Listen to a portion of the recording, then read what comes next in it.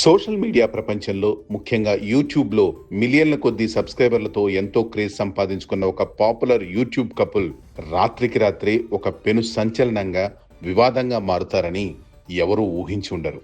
అవును, మనం మాట్లాడుకుంటోంది నందూస్ వరల్డ్. తెలుగు రాష్ట్రాల్లో ఎంతో మంది అభిమానులను సంపాదించుకున్న నందన అలియాస్ నందు, ఆమె భర్త మధుకర్ జాగర్లమడు గురించే మనం మాట్లాడుకుంటున్నాం.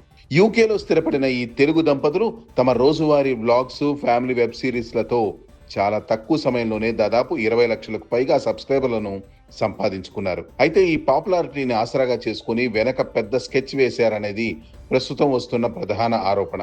ఉన్నత చదువుల కోసం, ఉద్యోగాల కోసం యూకే వెళ్లాలనుకునే అమాయక తెలుగు విద్యార్థులను, ఉద్యోగులను వీరు టార్గెట్ చేశారని తెలుస్తోంది. ముఖ్యంగా యూకే ఇమిగ్రేషన్ చట్టాల్లో కీలకమైన సర్టిఫికేట్ ఆఫ్ స్పాన్సర్షిప్ అంటే COS ఇప్పిస్తామంటూ ఒక్కొక్కరి నుండి సుమారు 15 నుండి 20 వేల పౌండ్లు అంటే మన భారతీయ కరెన్సీలో దాదాపు 25 లక్షల రూపాయల వరకు వసూలు చేసినట్లు బాధితులు గొంతెత్తుతున్నారు.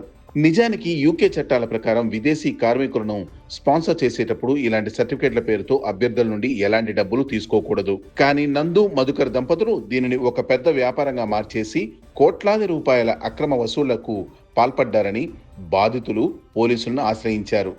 Immigration fraud, money laundering, corporate fraud లాంటి తీవ్రమైన సెక్షన్ల కింద వీరిపై కేసులు నమోదయ్యాయి.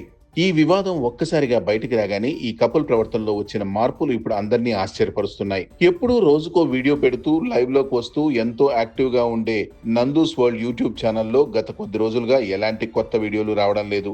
అంత పెద్ద ఛానల్ ఒక్కసారిగా నిశ్శబ్దంగా మారిపోయింది. కేవలం యూట్యూబ్ మాత్రమే కాదు, వారి అధికారిక ఇన్స్టాగ్రామ్, ఇతర సోషల్ మీడియా అకౌంట్స్ అన్ని కూడా పూర్తిగా స్తంభించిపోయాయి. బాధితులు కామెంట్ల రూపంలో తమ డబ్బుల గురించి ప్రశ్నిస్తుండడంతో సోషల్ మీడియాకు వీరు పూర్తిగా దూరమయ్యారు.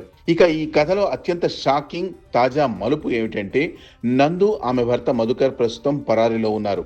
అవును, వారు ఎవరికీ దొరకకుండా అజ్ఞాతంలోకి వెళ్ళిపోయారు. అంటే ఇద్దరు అబ్స్కాండ్ అయ్యారు.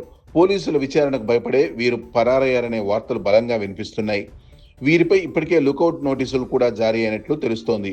ఒకవేళ ఈ వీసా స్కామ్ ఆరోపణలు గనక కోర్టులో నిజమని రుజువైతే చట్టాల ప్రకారం వీరికి కనీసం 10 ఏళ్ల వరకు జైలు శిక్ష పడే అవకాశం ఉందని న్యాయ నిపుణులు విశ్లేషిస్తున్నారు. ఇదిలా ఉంటే ఈ స్కామ్ నెట్వర్క్ కేవలం విదేశాలకే పరిమితం కాలేదు, మన ఆంధ్రాలో కూడా దీని మూలాలు బలంగా ఉన్నాయి. ఈ వీసా బిజినెస్ వ్యవహారాలను నడపడానికి ఆంధ్రప్రదేశ్ లోని గుంటూరులో వీరు ఒక పెద్ద ఆఫీసును కూడా ఏర్పాటు చేశారు. బాధితులు నేరుగా అక్కడికి వెళ్లి సంప్రదించేవారు. అయితే ఎప్పుడైతే ఈ వివాదం ముదిరిందో బాధితులు గుంటూరు ఆఫీస్ చుట్టూ తిరగడం ప్రారంభించారో రాత్రికి రాత్రే ఆ గుంటూరు ఆఫీసును కూడా శాశ్వతంగా మూసేశారు. కేవలం ఆఫీస్ మూసేయడమే కాదు, ఆ గుంటూరు కార్యకలాపాలను, అక్కడ బిజినెస్ ను పర్యవేక్షిస్తున్న నందు తండ్రి కూడా ప్రస్తుతం పరారీలో ఉన్నారు. అంటే ఈ వ్యవహారంలో కేవలం ఆ దంపతులు మాత్రమే కాదు, వారి కుటుంబ సభ్యుల పాత్ర కూడా ఉందనే అనుమానాలకు ఇది మరింత బలాన్ని చేకూరుస్తోంది. బాధితులు గుంటూరు ఆఫీస్ దగ్గరికి వెళ్లి చూస్తే అక్కడ తాళాలు వేసి ఉండడం, అటు నందు తండ్రి కూడా ఫోన్ స్విచ్ ఆఫ్ చేసుకుని అబ్స్కాండ్ అవడంతో తాము పూర్తిగా మోసపోయామని బాధితులు లబోదిబోం అంటున్నారు. కడుపుతో ఉన్న మహిళల శ్రమను కూడా దోచుకున్నారంటూ కొందరు బాధితులు మీడియా ముందు కన్నీరు పెట్టుకోవడం ఈ వివాదంలో ఉన్న తీవ్రతను తెలియజేస్తోంది. సోషల్ మీడియాలో కనిపించే గ్లామర్, లగ్జరీ లైఫ్ వెనుక ఎలాంటి చీకటి కోణాలు ఉంటాయో చెప్పడానికి ఈ నందూస్ వరల్డ్ కాంట్రవర్సీ ఒక ప్రత్యక్ష ఉదాహరణగా నిలుస్తోంది. కోట్లలో సంపాదిస్తున్నారని అందరూ అనుకునేలా బిల్డప్ ఇచ్చి తెర వెనక ఇంత పెద్ద వీసా స్కామ్ కు పాల్పడ్డారనే నిజాలు బయటకు రావడం తెలుగు కమ్యూనిటీని తీవ్ర దిగ్భ్రాంతికి గురి చేసింది. ప్రస్తుతం పోలీస్ యంత్రాంగం ఈ కేసును చాలా సీరియస్ గా తీసుకుంది. పరారీలో ఉన్న నందు, మధుకర్ వారి తండ్రి కోసం గాలింపు చర్యలు ముమ్మరం చేశారు.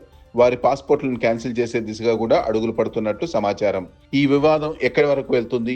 బాధితులకు న్యాయం జరుగుతుందా లేదా? పరారీలో ఉన్న ఈ యూట్యూబ్ కపుల్ పోలీసులకు దొరుకుతారా లేదా అనేది రానున్న రోజుల్లో తేలాలి.